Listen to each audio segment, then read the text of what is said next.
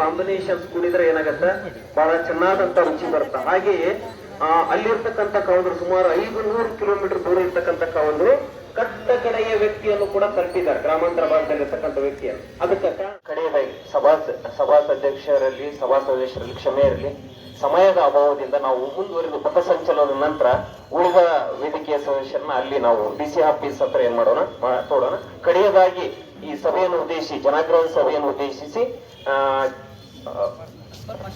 ಅಕ್ಬರ್ ಪಾಷಾ ನಗರ ಸಭಾಧ್ಯಕ್ಷರು ಇವರು 2 ಅನಿಸಿಕೆಗಳ ಮಾತುಗಳನ್ನ ತಿಳಿಸ್ತಾರೆ.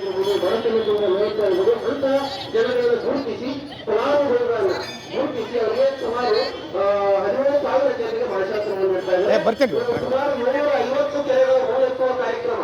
ಹೂವು ನಿಂತಂತಂದ್ರೆ ಕೆರೆಯ ನೀರು ಸಂಗ್ರಹಣೆ ಆಗಲ್ಲ. ಆ ಹೂವನ್ನು ಎತ್ತುವುದರ ಜೊತೆಗೆ ಅದನ್ನೊಂದು ಎನರ್ಜಿಯಾಗಿ ಮಾರ್ಪಡಿಸಿ ಅಂತರ್ಜಲವು ಕೂಡ ಇದರಿಂದ ಏನಾಗುತ್ತೆ, ವೃದ್ಧಿ ಆಗ್ತಾ ಹೋಗುತ್ತೆ ಹೂವು ಎತ್ತುವುದರ ಮೂಲಕ. ಹಾಗೆ ಅಂತ ಸುಮಾರು 150 ಕೆರೆಗಳ ಹೂವು ಎತ್ತುವ ಕಾರ್ಯಕ್ರಮಗಳನ್ನು ಮಾಡ್ತಾ ಇದೆ ಅಂತ ನಾವು ನೋಡ್ತಾ ಹೋದ್ರೆ ಪುರಾತನ ದೇವಸ್ಥಾನಗಳನ್ನ ಜೀರ್ಣೋದ್ಧಾರ ಮಾಡ್ತಾ ಇದೆ. ಅಂದ್ರೆ ಹಳೆಯ ದೇವಸ್ಥಾನಗಳು, ನಶಿಸಿದಂತಹ ದೇವಸ್ಥಾನಗಳು ಅಥವಾ ಚಾಲನೆಯಲ್ಲಿ ಇರ್ತಕ್ಕಂತಹ ದೇವಸ್ಥಾನಗಳನ್ನ ಮತ್ತೆ ಅವರು ಜೀರ್ಣೋದ್ಧಾರ ಮಾಡಿ ಪೂಜೆ, ಅದು ಒಂದು ಮಹತ್ವವಾದಂತ ಕಾರ್ಯ. ಸುಮಾರು 17,000 ದೇವಸ್ಥಾನಗಳಿಗೆ ಅನುದಾನವನ್ನು ಕೊಟ್ಟಿದ್ದಾರೆ, ಗ್ರಾಂಟ್ ಅನ್ನ ಡಿಸ್ಟ್ರಿಬ್ಯೂಷನ್ ಮಾಡಿದ್ದಾರೆ.